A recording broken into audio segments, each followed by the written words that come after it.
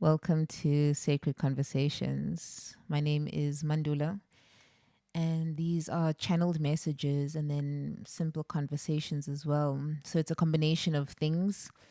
With it, certain things are going to feel like I'm really directly speaking to you, and certain things is going to feel like this is definitely not connected to you. As the messages are timeless, you always have to take what resonates for you at that particular time. And if something doesn't fit, then it doesn't fit. Try not to make it fit for you. If it triggers you, then there's some healing that is needed there. Okay, so this is an open invitation to start reflecting differently, perhaps for some of you deeper.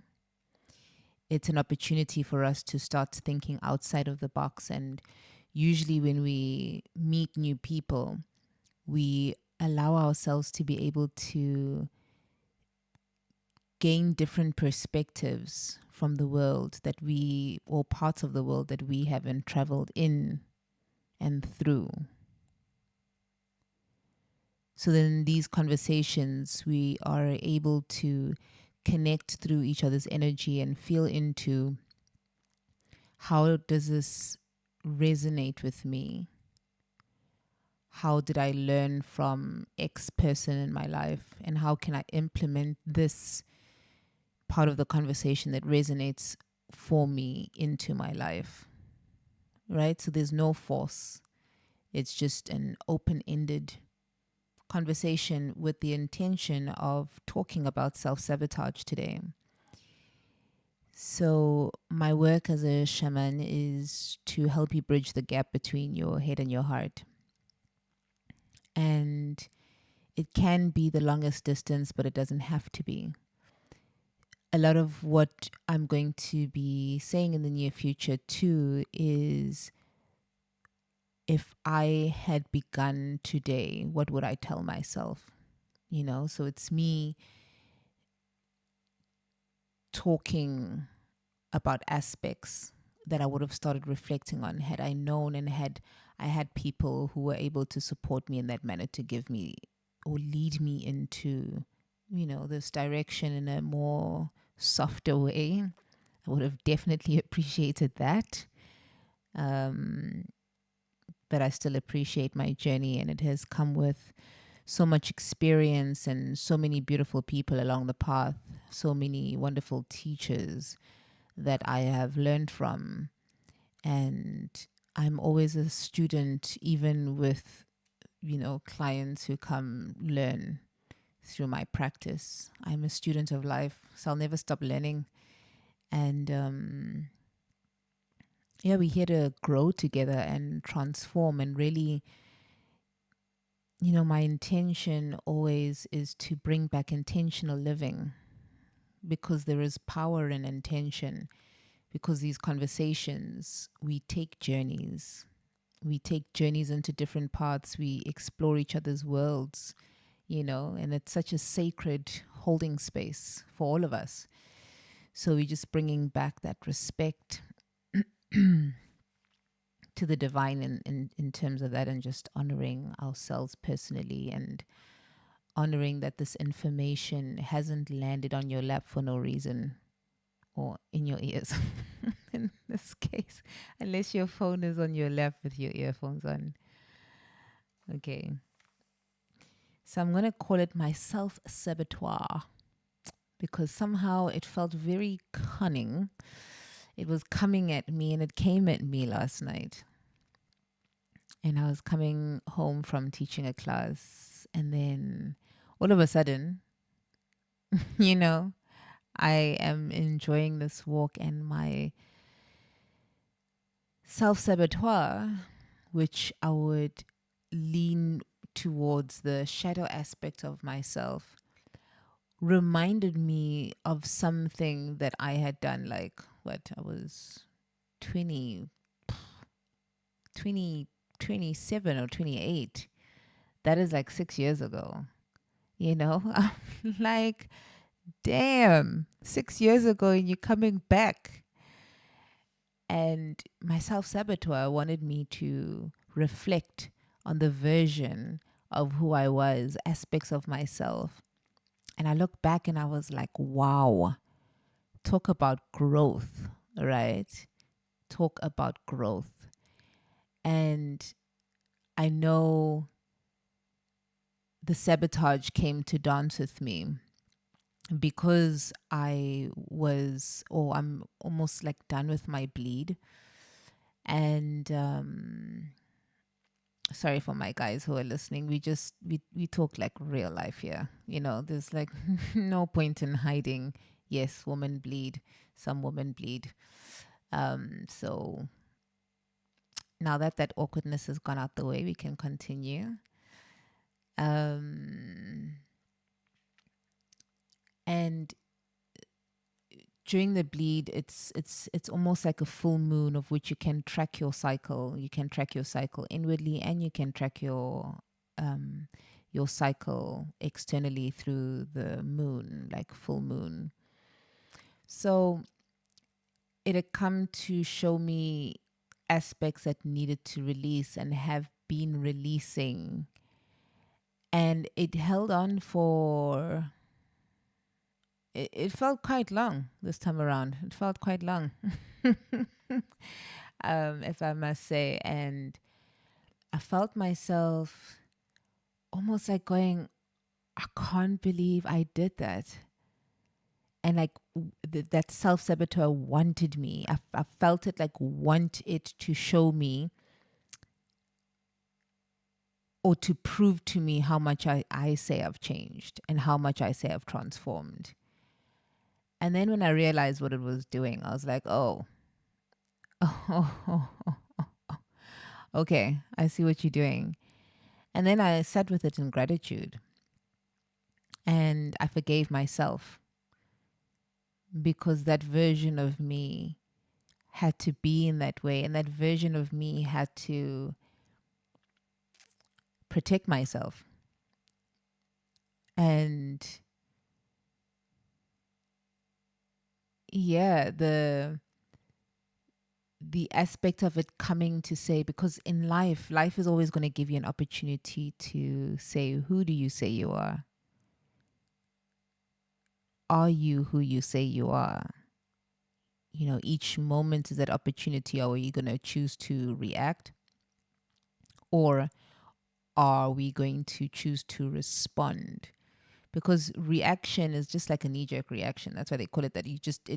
When you the knee-jerk reaction, you hit your, like, if you've gone to a either bio or physio, they'll hit you on the knee, or even chiro, they'll hit you on your knee, and then that your knee bounces. It's like a knee-jerk reaction. It's a natural thing that happens. And when you have that knee-jerk reaction, it's because there's a certain patterning that lies through your reaction, through the way in which you respond.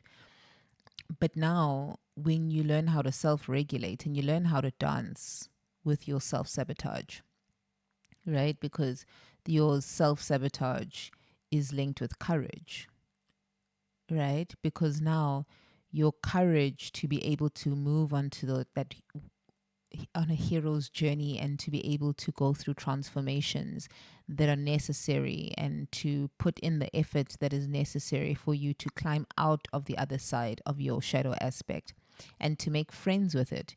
So in no way when you're doing healing work do you want to try bypass the aspects that are uncomfortable.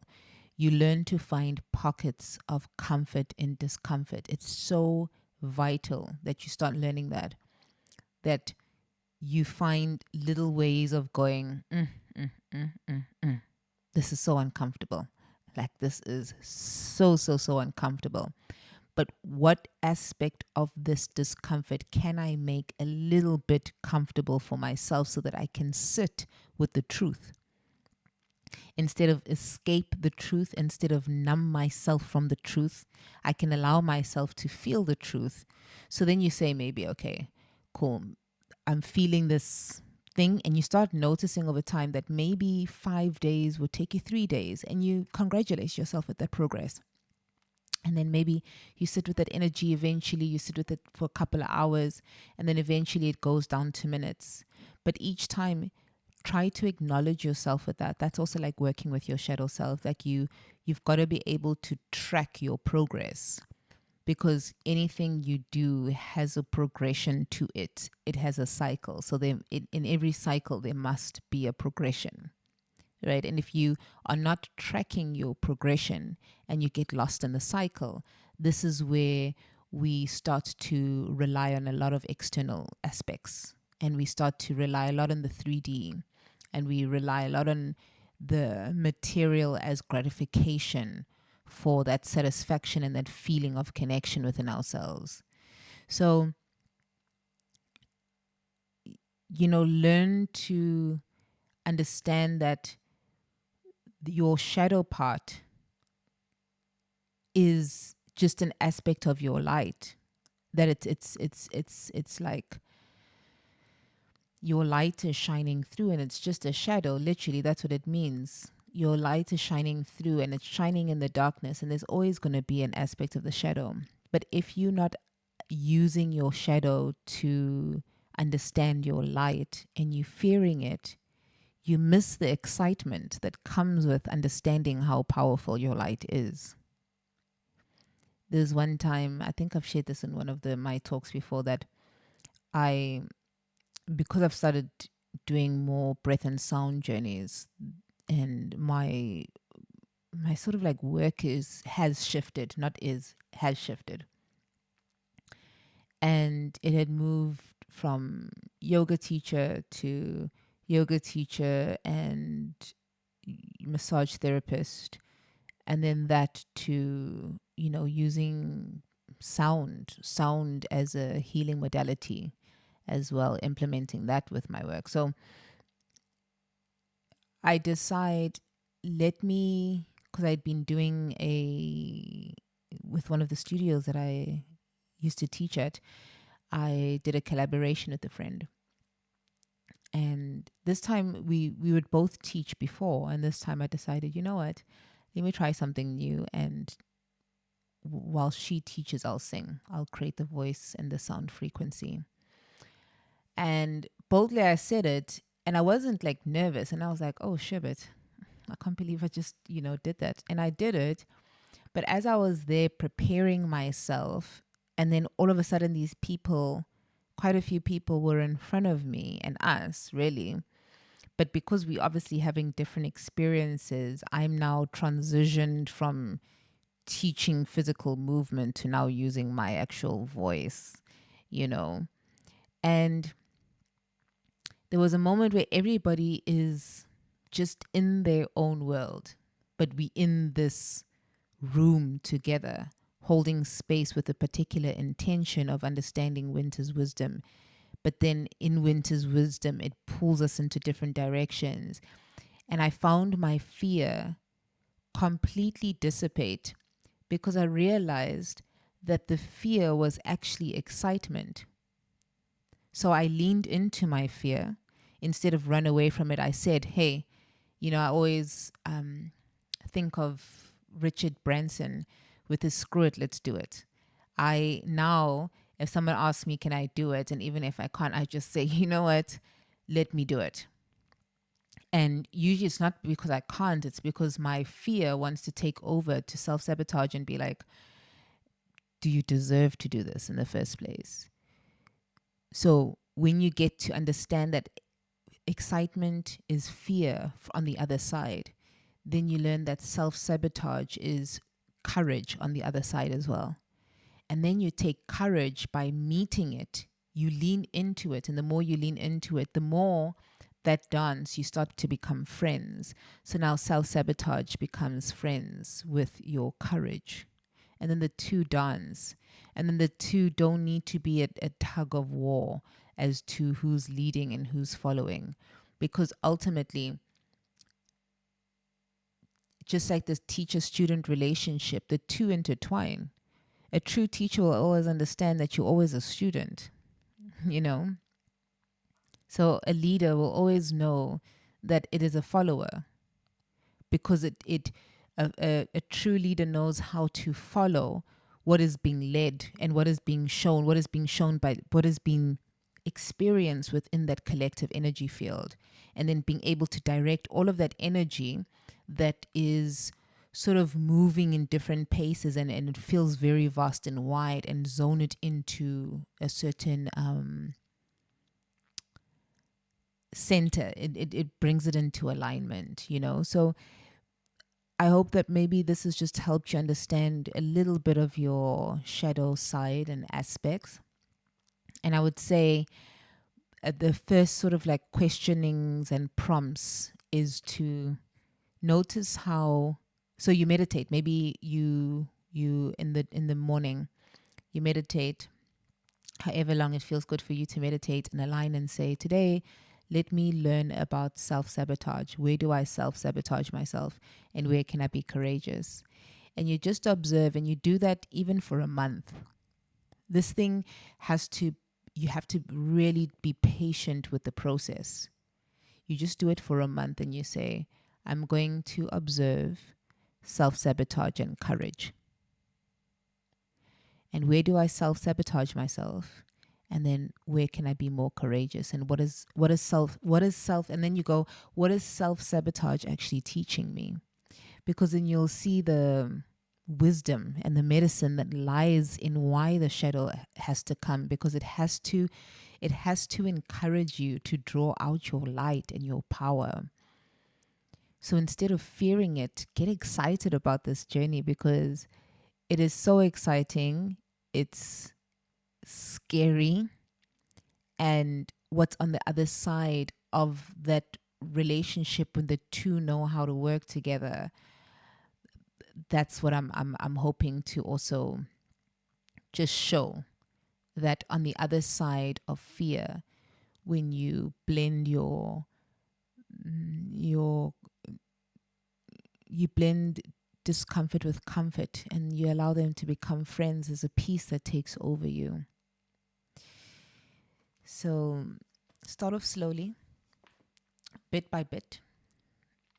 And I just wish you the opportunity to not rush your process. If there's anything that I've learned, is the more slower you go, the more you're able, the more, this feels like a tongue twister.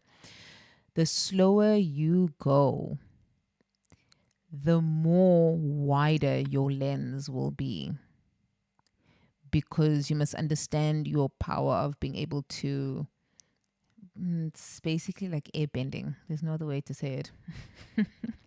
You're able to airbend and, and pull in. It's such a powerful tool to have as an alchemist. So I pray that this message resonated with you, and that you may like, share, and subscribe. That's the way in which you can also support this channel. And put in the comments any questions, what resonated with you, and let's move forward together. We are not here alone, even though sometimes I don't know why we pretend as if we are, as if no one is immune to suffering. If there's anything I can also help you with, because there's so many things I want to help you with, because I want to help you with that because it's what helped me. And if it helps you, then amazing. And if it leads you into another direction, also amazing, because that's also going to be part of your path.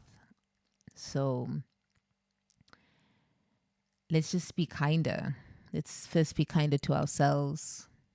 When you start to feel that doubt and you want to grab that cigarette because you're stressed, or you want to finish the whole pizza. And I'm not saying there's anything wrong with this. I'm just saying, if you want to learn how to be better with your habits and to actually get to know why you have these addictions, that's what we're here to learn, and that's how you to learn to grow. So I wish you peace, and I wish you peace during any dis-ease. It's so much love.